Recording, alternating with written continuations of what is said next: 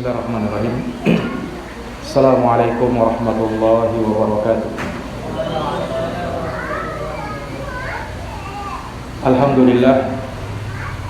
Alhamdulillahi rabbil alamin. Wa bihi nasta'inu ala umuri dunya waddin. Asyhadu an la ilaha illallah wahdahu la syarika lah. Ilahul awwalin wal akhirin. Wa asyhadu anna Muhammadan abduhu wa rasuluhu shadiqul amin. Sallallahu alaihi wa ala alihi wa sahbihi wa man tabi'ahum bi ihsanin ila yaumiddin wa sallama tasliman katsiran. Amma ba'd. Ayyuhal ikhwa wal akhwat, kaum muslimin dan muslimat rahimani wa rahimakumullah. Alhamdulillah, puji syukur kita panjatkan kehadirat Allah Subhanahu wa taala Rabbul alamin. Di hari yang ketiga ini, di bulan Ramadan, Allah Subhanahu wa taala masih memberikan kepada kita nikmat sehat wal afiat, nikmat iman dan Islam, nikmat bisa beribadah kepada Allah Subhanahu wa taala Rabbul alamin. Ikhwani wa akhwati fillah, rahimani wa rahimakumullah. Seperti biasanya, kita kembali akan melanjutkan pembahasan dari tafsir surat Yusuf, di mana surat ini adalah surat yang agung, berisi tentang kisah Nabiullah Yusuf alaihi salam yang sangat lengkap, berisi hikmah dan pelajaran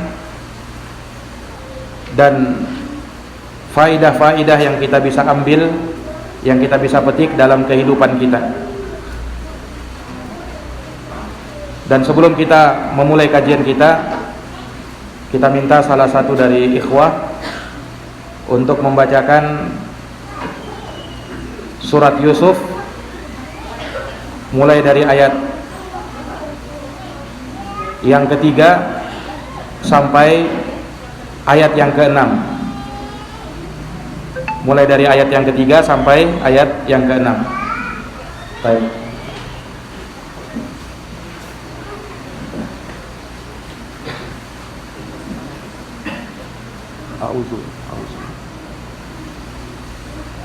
أعوذ بالله من الشيطان الرجيم.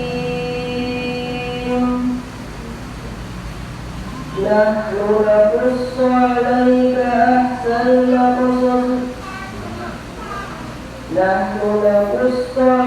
أحسن القصص بما أوحينا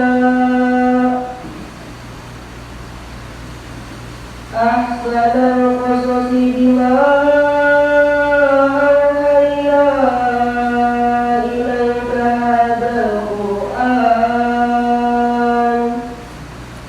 وإن كنت من قبله لمن الغافلين. إذ قال يوسف لأبيه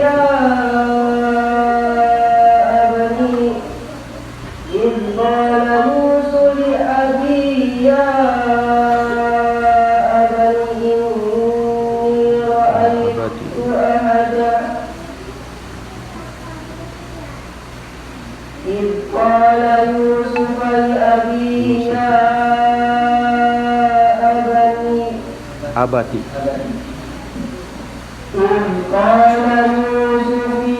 Yusuf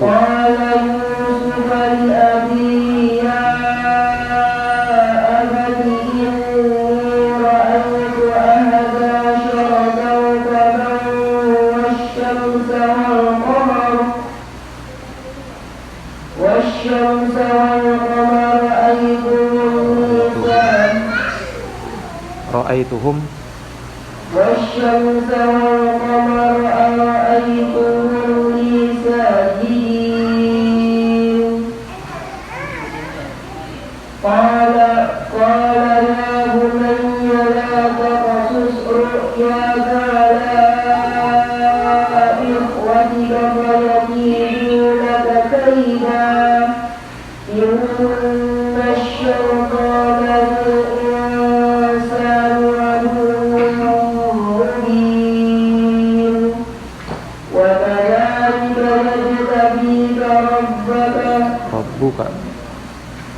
وكذلك يجتبيك ربك ويعلمك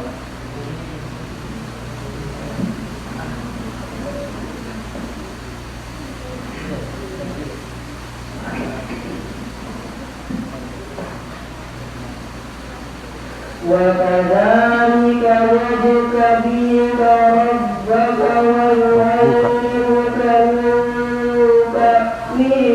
الأحاديث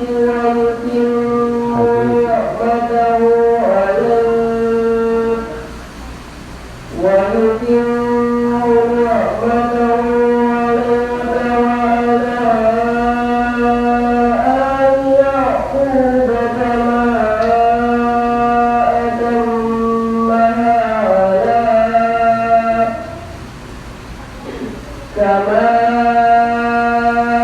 أتمها على أبويك من قبل إبراهيم وإسحاق إن ربك عليم حكيم.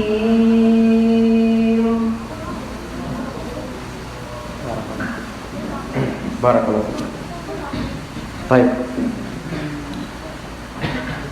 Allah Subhanahu wa taala berfirman di ayat yang pertama dari surat ini, setelah Allah Subhanahu wa taala sebutkan alif lam ra yang merupakan huruful muqatta'ah dan telah kita jelaskan maknanya, maka Allah menyatakan tilka ayatul kitabil mubin. Itu adalah ayat-ayat Al-Qur'an yang sangat terang maknanya. Allah Subhanahu wa taala membahasakan dengan isim isyarah tilka ayatul kitabil mubin. Ini sudah kita sebutkan bahwasanya kalimat ini untuk menunjukkan ketinggian kedudukan Al-Qur'an, sehingga seakan-akan ditunjuk dengan itulah ayat-ayat Allah, walaupun ayat-ayatnya dekat. Harusnya ditakbir dengan ini, tetapi ketika ditakbir dengan itu, ini uslub di dalam bahasa Arab untuk menunjukkan ketinggian derajat apa yang ditunjuk tersebut. Dan dalam hal ini adalah ayat-ayat Al-Qur'anul Karim. Nah, maka Allah Subhanahu wa taala menyebutkan bahwa Al-Qur'an itu ayat-ayatnya sangat jelas, sangat terang makna dan kandungannya. Tidak ada pertentangan di dalamnya. Mudah untuk dihafalkan, mudah untuk dipahami, mudah untuk dibaca. Dan ini sebagaimana Allah nyatakan, walaqad yassarnal qur'ana lidzikri fahal mim muddakir. Dan sungguh kata Allah, kami mudahkan Quran itu untuk diingat, maka adakah yang mau mengingat? Jadi Al-Quran dibuat mudah oleh Allah Subhanahu wa ta'ala. Iya. Dan bisa juga maknanya bahwa ayat-ayat Al-Quran itu terang, jelas, dan dia menjelaskan ayat-ayat yang lainnya. Al-Quran itu menjelaskan segala sesuatu yang dibutuhkan oleh manusia di dalam agamanya, mulai dari perkara tauhid, akidah, demikian pula terkait dengan hukum-hukum syariat, halal dan haram, demikian pula kisah-kisahnya diceritakan dengan sangat gamblang dan mudah dipahami. Maka Al-Quran ayat-ayatnya sangat jelas, sangat terang, dan menjelaskan segala sesuatu. Iya, telah kita sebutkan bahwasanya Al-Quran yang diturunkan oleh Allah Subhanahu wa ta'ala, yang menjadi mukjizat besar Nabi kita Muhammad sallallahu alaihi wasallam, Allah turunkan dengan bahasa Arab, yang digunakan oleh orang-orang Arab ketika ayat-ayat ini turun kepada mereka. Maka di ayat yang berikutnya Allah menyatakan, inna anzalnahu qur'anan arabiyyan la'allakum ta'qilun. Sesungguhnya kami menurunkan Al-Quran itu berbahasa Arab, la'allakum ta'qilun, agar kalian bisa memahaminya, agar kalian bisa memahaminya. Jadi Quran itu berbahasa Arab, dan bahasa Arab adalah bahasa yang paling indah dari seluruh bahasa-bahasa yang lainnya. Bahasa Arab itu punya keluasan makna dan punya banyak kosakata, sehingga Allah pilih bahasa Arab sebagai bahasa Al-Quran. Dan karena Allah turunkan Al-Quran dengan bahasa Arab, maka Allah terangkan la'allakum ta'qilun, agar kalian memahaminya. Ini menunjukkan bahwasanya, kata para ulama, orang yang tidak memahami Al-Quran dan tidak berusaha untuk memahami Al-Quran, maka mereka ini orang-orang yang kurang akalnya, kalau tidak mau dikatakan tidak berakal. Sebab Allah katakan bahwa Quran itu diturunkan dengan bahasa Arab agar kalian berakal dengannya, agar kalian mau memahaminya, mau mempelajarinya. Berarti orang yang tak mau belajar Quran, yang tak mau berusaha memahami Al-Quran, maka mereka orang yang kurang akalnya, kalau tidak mau dikatakan sebagai orang yang tidak berakal. Iya. Maka Allah Subhanahu wa ta'ala menjadikan Quran sebagai bahasa yang paling indah, yang dari sana Allah tantang orang-orang Arab Quraisy, orang-orang musyrikin yang mereka dahulu sangat gemar dengan syair. Mereka ahli sastra, ahli syair. Mereka bisa membuat syair yang luar biasa, dan itu mereka saling berbangga-bangga dengan itu. Maka Allah turunkan Quran sebagai tantangan bagi mereka. Kalau kalian merasa benar dan Al-Quran itu salah, maka tolong kalian buat ayat atau satu surat yang semisal dengan Al-Quran. Dan mereka tidak bisa menjawab tantangan tersebut. Maka demikianlah Allah Subhanahu wa ta'ala menjadikan mukjizat-mukjizat para nabi dan para rasul itu sesuai dengan kondisi dan keadaan umat mereka terdahulu. Makanya kalau kita lihat, ya, tatkala di masa Nabi sallallahu alaihi wasallam, orang-orang Arab mereka berbangga-bangga dengan syair. Mereka berbangga-bangga dengan qasidah mereka. Mereka berbangga-bangga dengan bahasa mereka yang sangat indah. Maka diturunkan Quran ini. Supaya apa? Supaya mereka mau beriman dengannya. Sebagaimana Allah menjadikan Nabi Musa alaihi salam, mukjizat beliau, tongkatnya bisa berubah menjadi ular. Tongkatnya bisa membelah lautan. Karena dulu di masa Nabi Musa, orang-orang Yahudi berbangga-bangga dengan sihir-sihir mereka. Mereka bisa merubah tali menjadi ular. Mereka bisa menyihir mata-mata orang, tetapi dengan sihir. Maka Allah jadikan Nabi Musa mampu diberikan mukjizat, bukan sihir. Tongkatnya bisa menjadi ular besar, bisa membelah lautan, dan lain sebagainya, sehingga membungkam orang-orang Yahudi ketika itu. Iya. Demikian pula ketika di masa Nabi Isa alaihi salam. Di masa Nabi Isa, orang-orang berbangga-bangga dengan ilmu medis dan kedokteran. Mereka berbangga-bangga dengan itu. Maka Allah jadikan Nabi Isa alaihi salam diberikan mukjizat oleh Allah. Orang yang sakit, ya, belang, mampu disembuhkan oleh Nabi Isa hanya dengan diusap saja. Orang yang buta disembuhkan matanya hanya dengan diusap saja. Bahkan orang yang mati bisa dihidupkan oleh Nabi Isa. Nah, ini untuk membungkam orang-orang pada masa itu. Mereka berbangga-bangga dengan ilmu medis mereka, bisa melakukan ini, bisa menyembuhkan ini. Nabi Isa alaihi salam, beliau bukan orang yang ahli dalam kedokteran, tetapi mukjizat dari Allah. Beliau bisa menyembuhkan orang yang sakit belang, orang buta bisa melihat, orang mati bisa hidup kembali. Dan itu dijadikan oleh Allah Subhanahu wa taala pada Nabi Isa. Demikian pula Nabi Yusuf. Di antara mukjizat Nabi Yusuf, Allah jadikan Nabi Yusuf itu orang yang bisa mentakwilkan mimpi, menafsirkan mimpi dengan akurat 100% tepat. Itu Nabi Yusuf alaihi salam. Kenapa begitu?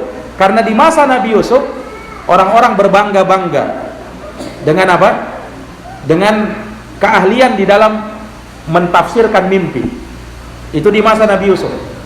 Maka Allah jadikan mukjizat kepada Nabi Yusuf alaihi salam, mampu menafsirkan mimpi dengan sangat akurat, 100% benar, tidak ada salahnya. Kalau di zaman mereka dulu, mereka tafsirkan ya paling berapa persen saja benarnya. Terkadang meleset, terkadang salah total. Tapi kalau Nabi Yusuf yang menafsirkan, maka tafsirannya betul, terjadi 100% benar dan tidak ada salahnya. Kenapa? Karena yang mengajari Nabi Yusuf adalah Allah Subhanahu wa taala. Iya. Nanti akan kita sebutkan bagaimana keahlian Nabi Yusuf alaihi salam di dalam menafsirkan mimpi. Iya. Ikhwani fiddin, a'azani Allah wa iyyakum. Maka pada ayat yang ketiga Allah menyatakan, nahnu naqussu 'alaika ahsanal qasas. Sesungguhnya kami menceritakan kepadamu wahai Muhammad ahsanal qasas, kisah yang paling baik, kisah yang paling indah. Bima auhayna ilaika hadal Qur'an, dengan apa yang kami wahyukan kepadamu Al-Qur'an ini. Wa in kunta min qablihi laminal ghafilin, sekalipun engkau sebelum ini termasuk dari orang yang lalai, yang tidak tahu kisah ini. Disebutkan di dalam Tafsirul Muyassar, nahnu naqussu 'alaika ayyuhar rasul, kami mengisahkan kepadamu wahai Rasul ahsanal qasas, kisah yang paling indah, biwahyina ilaika hadal Qur'an, dengan kami wahyukan kepadamu Al-Qur'an ini yang di dalamnya terdapat kisah tersebut.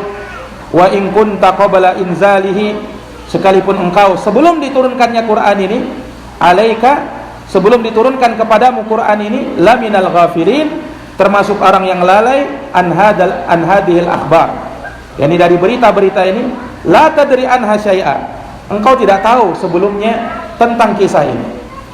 Jadi Nabi SAW tidak tahu kisah ini kecuali setelah diturunkan kepada Nabi wahyu ini, kecuali setelah diberitahukan kepada Nabi SAW tentang kisah ini.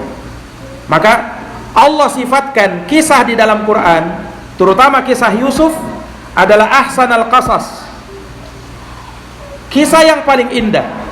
Maksudnya apa? yakni cara pengkisahannya oleh Allah Subhanahu wa taala sangat indah dan isinya pun sangat indah. Muatannya, kisah tersebut sangat indah, senang bagi orang yang membacanya, orang tertarik dengannya. Dan kisah ini bukanlah kisah yang dibuat-buat, bukanlah sekedar dongeng pengantar tidur, tetapi dia adalah kisah yang sangat menakjubkan. Di dalamnya terdapat faidah-faidah yang sangat menakjubkan, faidah-faidah yang sangat banyak. Iya. Dan manusia tidak akan tahu kisah ini kecuali setelah Allah Subhanahu wa taala mengisahkannya. Jangankan Nabi Muhammad sallallahu alaihi wasallam, yakni orang-orang Arab, bahkan orang Yahudi pun mereka tidak tahu kisah ini secara detail. Padahal mereka adalah orang-orang Yahudi yang mana keturunan dari Bani Israel. Keturunannya Nabi Yusuf alaihi salam juga. Iya. Tapi bersama dengan itu samar bagi mereka kisah yang seperti ini. Nah, maka hal ini tidak akan mungkin kita dapatkan kecuali merupakan wahyu dari Allah Subhanahu wa taala, dan ini menunjukkan kebenaran Al-Qur'an itu. Iya. Kemudian di ayat yang keempat, Allah Subhanahu wa taala berfirman, "Idz qala Yusufu li abihi ya abati inni ra'aitu ahada asyara kawkaba wasyamsa wal qamara ra'aituhum li sajidin." Kata Allah Subhanahu wa taala, dari sini Allah memulai kisahnya Nabi Yusuf, mulai dari ayat yang keempat. Idz qala Yusuf, ingatlah tatkala Nabi Yusuf berkata li abihi, kepada bapaknya. Apa kata Nabi Yusuf?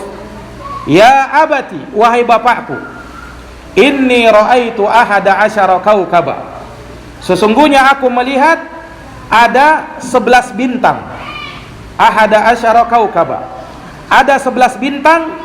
Wasyamsa wal qamar, demikian pula ada matahari dan ada bulan. Ra'aituhum li sajidin, aku melihat mereka semua itu sujud kepadaku. Ini diawali kisahnya Nabi Yusuf dengan mimpinya Nabi Yusuf alaihi salam, yang lalu beliau kisahkan mimpinya tersebut kepada bapaknya. Iya.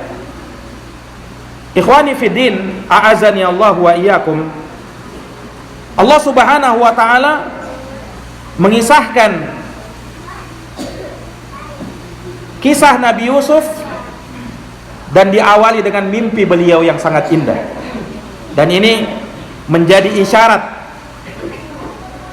akan ketinggian kedudukan beliau nantinya.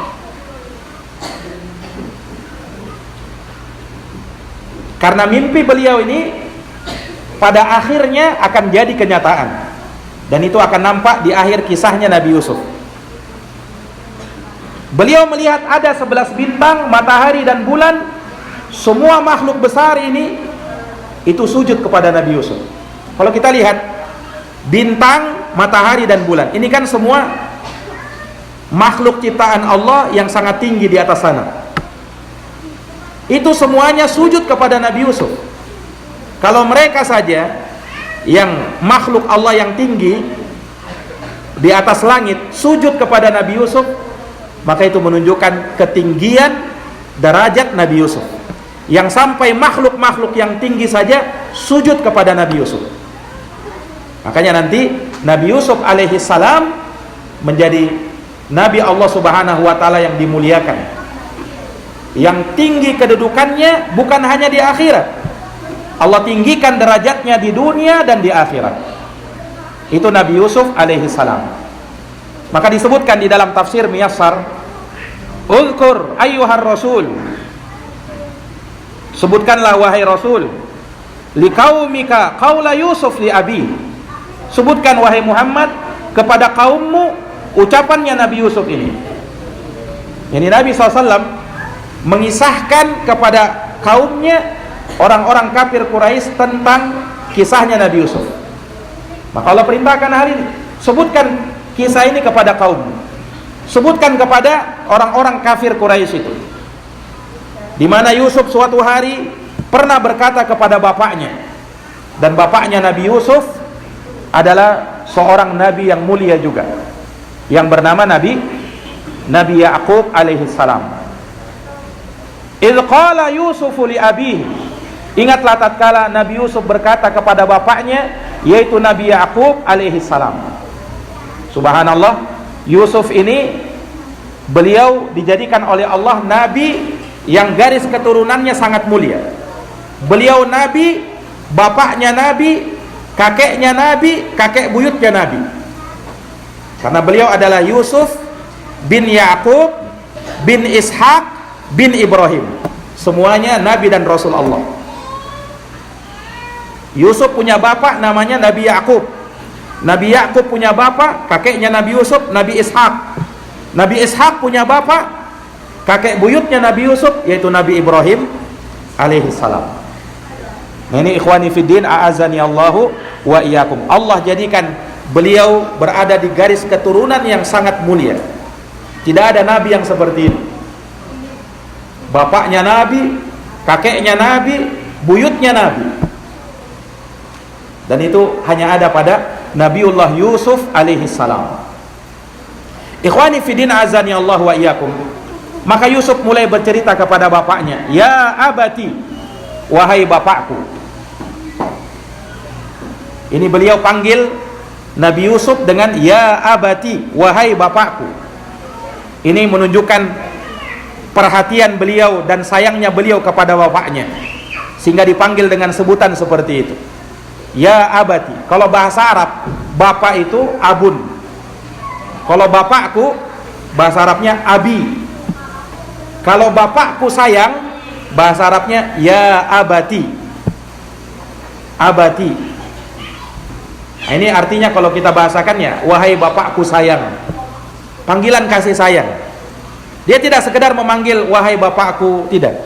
Tetapi ya abati, wahai bapakku yang aku sayangi. Ini luar biasa adabnya Nabi Yusuf alaihi salam kepada bapaknya. Kita bisa lihat dari cara memanggilnya saja sudah lain. Nah, ini pelajaran bagi anak-anak. Kepada orang tuanya hendaknya memanggilnya dengan panggilan yang paling baik. Jangan memanggil bapaknya dengan menyebutkan namanya atau tidak sopan memanggilnya. Iya. Itu bukan anak yang saleh, bukan ciri anak yang saleh. Anak yang saleh itu dilihat dari panggilannya saja, dia memanggil dengan panggilan yang lembut. Kalau menyahut, dia menyahut dengan sahutan yang sangat lembut. Bukan dengan sahutan yang menunjukkan seakan-akan orang yang tak beradab, bahkan terlihat kekurang ajaran kepada bapaknya, kepada orang tuanya. Anak yang soleh ketika dipanggil orang tuanya harus dengan sahutan dan panggilan yang lembut, yang menyenangkan hati orang tua. Nah, maka Nabi Yusuf memanggil bapaknya, "Ya abati, wahai bapakku, inni ra'aitu ahada asyara kaukaba." Sesungguhnya aku bermimpi. Jadi Nabi Yusuf, beliau di sini bermimpi. Ya. Beliau bermimpi melihat di dalam mimpinya. Bukan mimpi yang biasa. Ya. Bukan mimpi cuman bunga-bunga tidur atau mimpi yang tidak nyambung. Seperti kebanyakan mimpi kita, mimpinya tidak nyambung. Karena mimpi itu kata para ulama ada 3. Ada mimpi dari Allah, ada mimpi dari setan, ada mimpi cuman bunga-bunga tidur saja. Nah, kalau mimpi dari Allah Subhanahu wa taala itu benar. Kalau mimpi dari setan, itu dia sedang digoda oleh setan. Bisa jadi dia tidur belum baca doa, ya. Ada mimpi dari bunga-bunga tidur. Biasanya mimpi dari bunga-bunga tidur, ya biasanya dia melihat sesuatu, ya. Mungkin dia lihat HP-nya, ya. Dia melihat sesuatu terbawa mimpi, ya. Dia lihat film zombie, mimpi zombie. Atau yang lainnya. Ini biasanya bunga-bunga tidur. Ya, tidak ada takwilnya. Nah, tuntunannya kalau di dalam agama kita, kalau mimpi yang indah, ceritakan dia kepada orang yang bisa menafsirkannya. Kalau mimpi yang buruk, maka jangan diceritakan. Jadi kalau kau mimpi buruk, misalnya dikejar setan atau dibunuh orang, jangan kau ceritakan ke orang, tadi saya mimpi dibunuh sama orang. Mimpi buruk tidak boleh dicerita. Itu ketentuannya. Kalau mimpi yang indah, silahkan ceritakan, tapi ceritakan kepada orang alim yang bisa menafsirkan mimpinya. Nah, ini ikhwani fiddin azani Allahu wa iyyakum. Iya.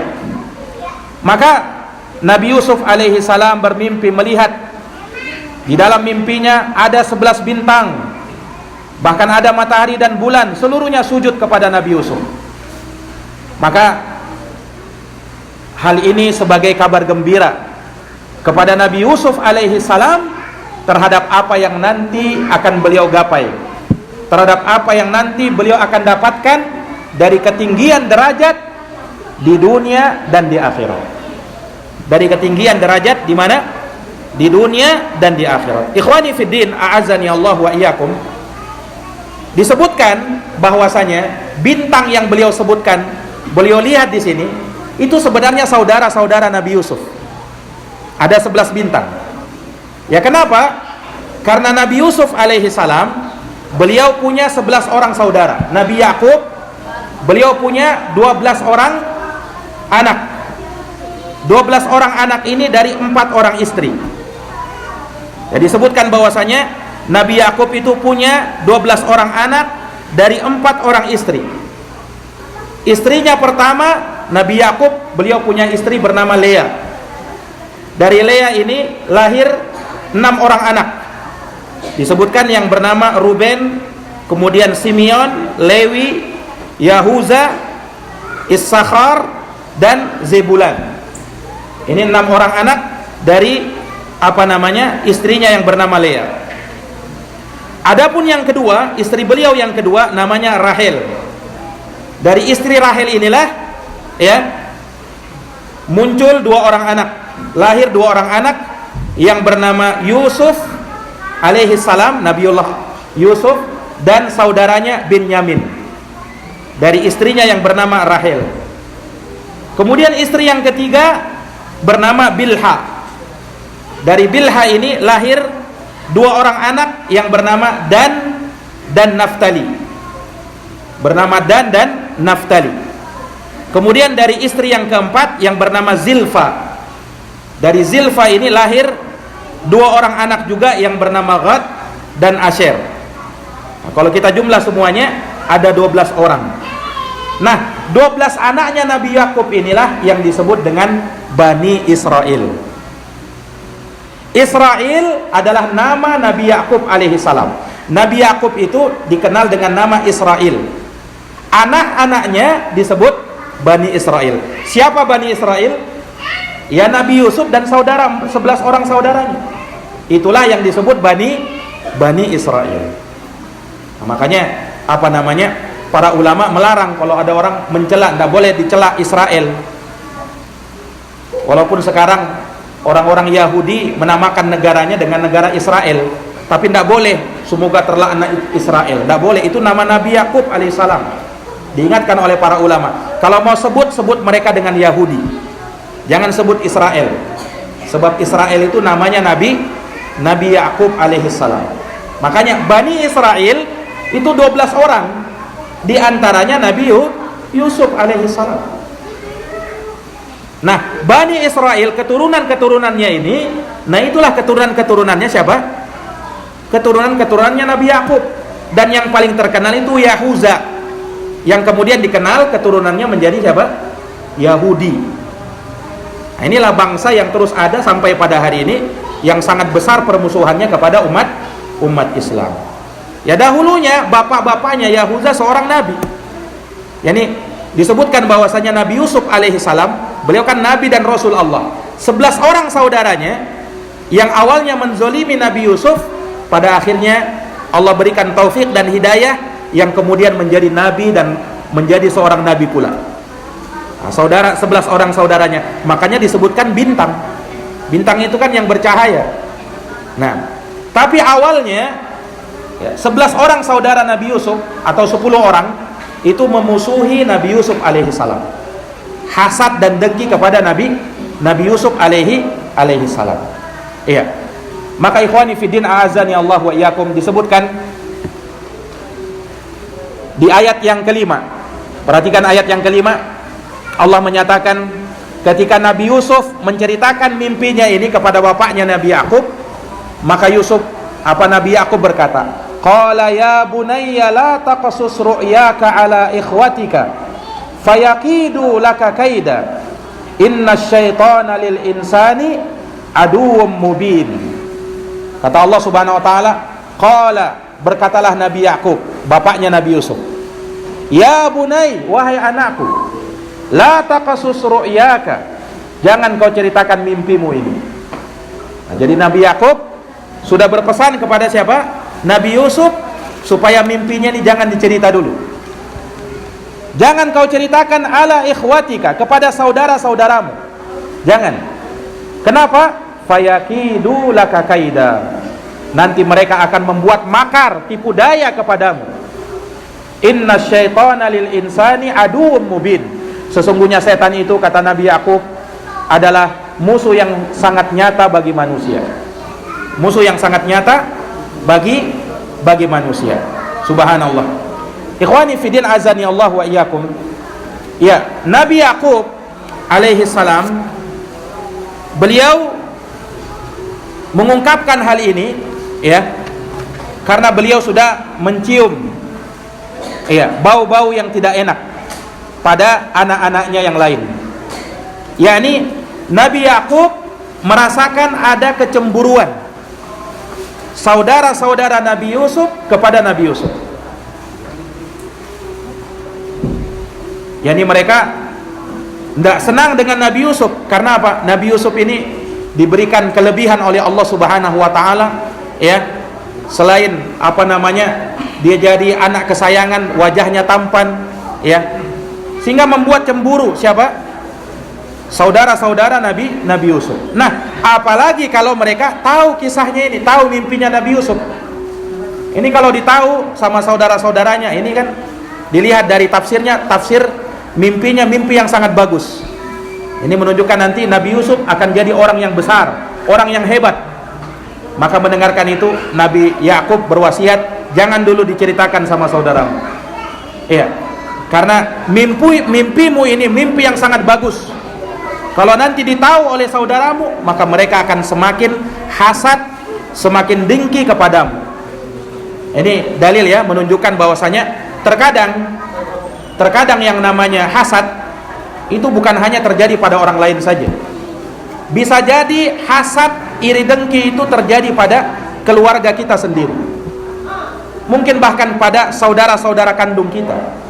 Lihat di sini, Nabi Yusuf yang dengki kepada beliau bukan orang lain, saudara-saudara beliau sendiri. Walaupun tidak satu ibu ya kan, kita sudah sebutkan tadi, tidak satu ibu tapi satu bapak.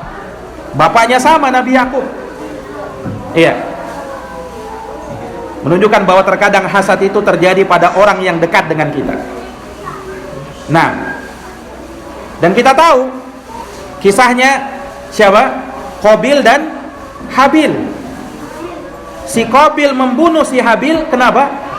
Karena hasad kepada si Habil, ya kan? Padahal siapa Qabil dan Habil ini? Dua orang bersaudara, ya kan? Saudara kandung. Tapi bersama dengan itu, karena hasad yang ada pada si Qabil, dia bunuh saudaranya si Habil. Allah ceritakan dalam Quran, watslu alaihim naba abnai Adam bil haq. Ceritakanlah kepada mereka berita tentang dua anak Adam, dua putra Adam dengan sebenar-benarnya. Idh qarraba qurbanan, ketika keduanya melakukan penyembelihan kurban, fatuqubbila min ahadihima walam yutaqabbal minal akhar. Diterima dari salah satunya, tidak diterima dari yang lain. Maksudnya Allah terima kurbannya Habil, tetapi kurbannya si Qabil tidak diterima.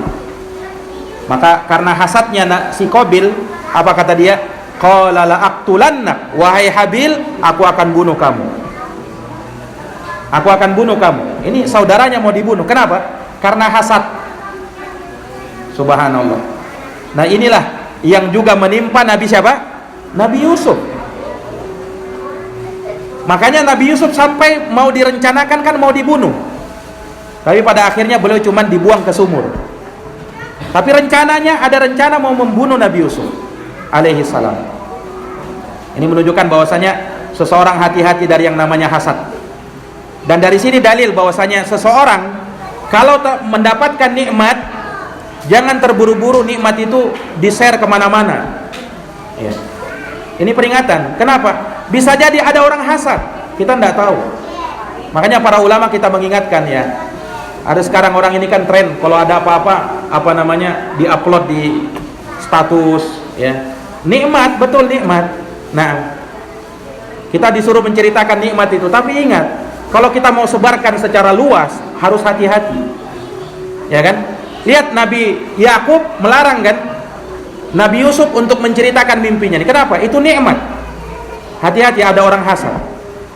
Ya sama kalau sekarang ini, kalau ada kita apa namanya, mendapatkan nikmat makanan-makanan di posting, di upload di sosial media ya, enaknya makan ikan bakar misalnya ya, ini hati-hati ya. Nah, hal tersebut tidak dianjurkan, kecuali kau berbagi sama yang kau bagikan tersebut ya, tidak ada masalah.